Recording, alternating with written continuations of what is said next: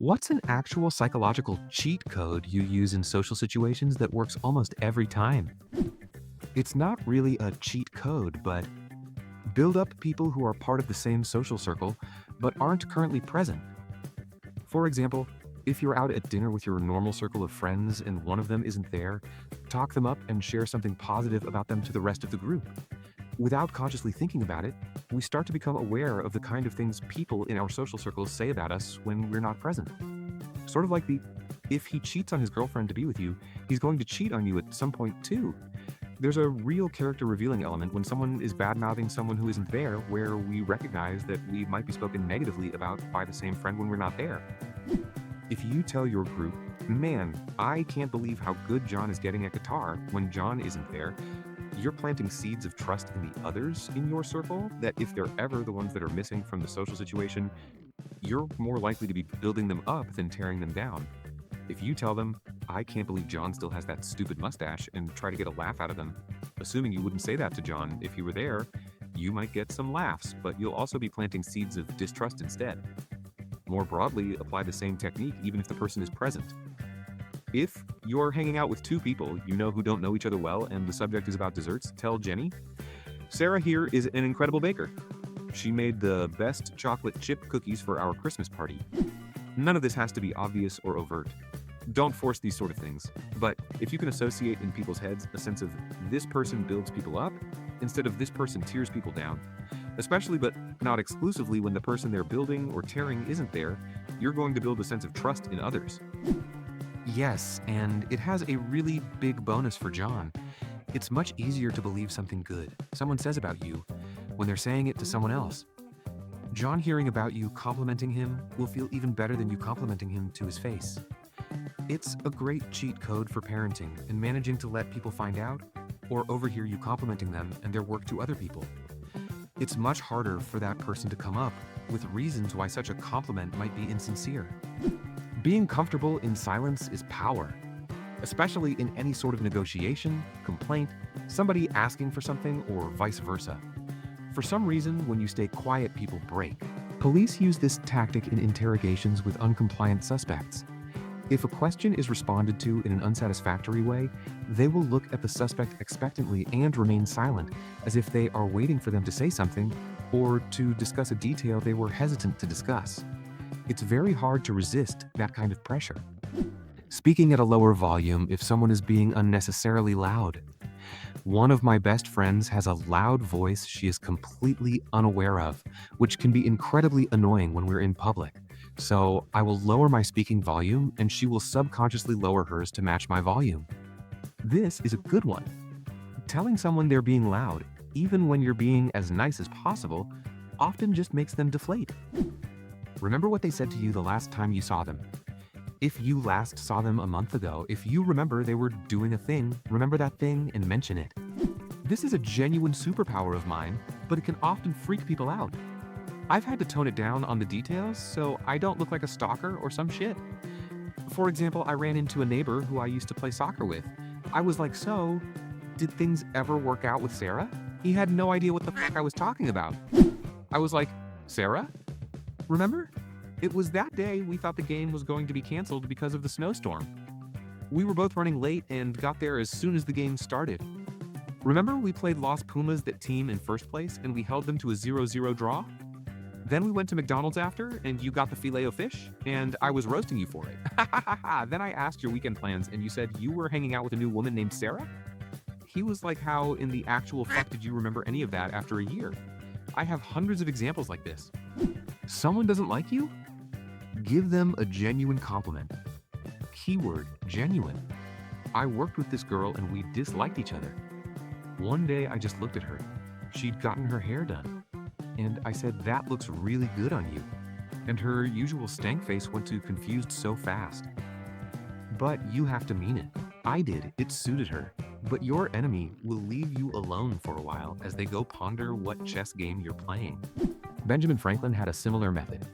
He asked his enemies to do him a small, simple favor. Borrow a book, for example, ask for advice. Something very small, very basic, non-monetary. He found that when someone did him a favor, no matter how small, It made them feel as though they were friends, as that is what friends do. People are inclined to like people who are indebted to them. It's a psychological trick. Trying to get people to do favors for you will make them like you. My hack has turned into a hobby. I look for people doing a good job. When I find someone that is pretty good at what they are doing, I make sure to compliment them, tell their boss the good news, and, if applicable, I tell corporate. It's surprising how much that helps the person, how much it confuses their boss since it's not a complaint, and how long that it's remembered. Later on, if I return to the same place, I get better treatment, and that can lead to others you are with to think better of you. Inversely, when I see others treating people badly, particularly those in a service position, my opinion of them goes sharply down. I am far from the only one like this. Edit. Thank you all for the upvotes and supportive comments. I still remember from my first retail job. I was 15, the only person running checkout.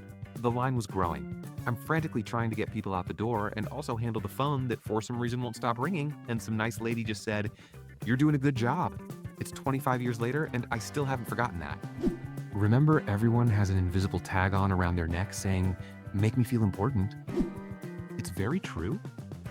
One thing that I'll do when someone is irritating or boring me is to imagine to myself, silently, that they will actually die in the next 24 hours painlessly.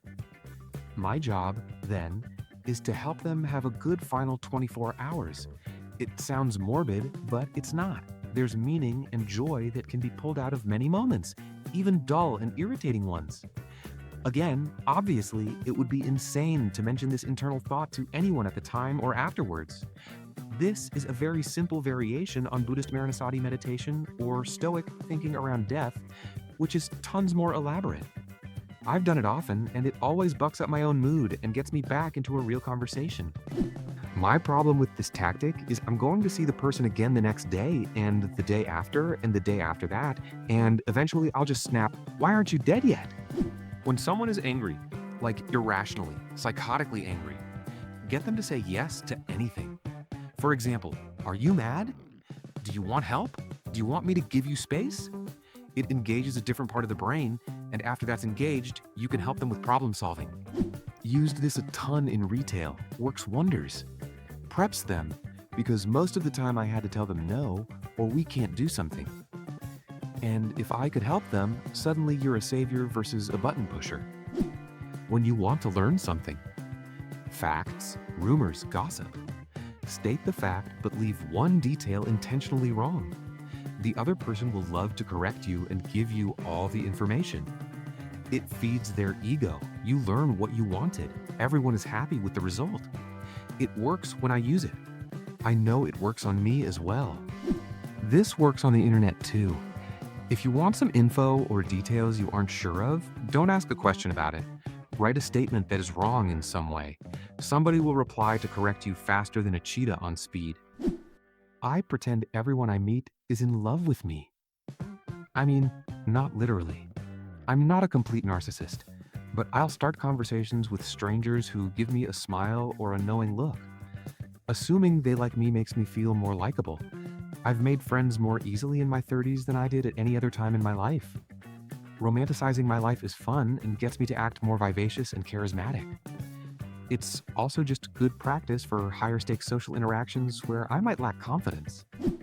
I pretend everyone I meet is going to be my new best friend, but only I know it. So the vibe is more, "Oh good, you're here finally," instead of "Who are you?" When someone is stuck, they're surly, they're depressed, they're anxious, whatever, and it's making it hard for them to engage and have fun. Hit them with something absurd.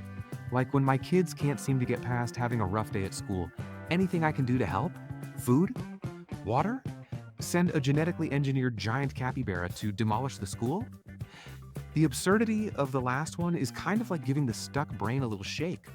It doesn't immediately fix everything, but very often it gets them unstuck enough to stop obsessing and start on the path to a better mood. Just ask people about themselves. People love to talk about themselves. I hate talking about myself.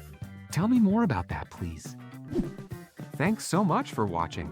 Drop a comment below and let me know what psychological life hacks you use in your own life. We've got plenty of other videos for you to check out too. Sending hugs, peace,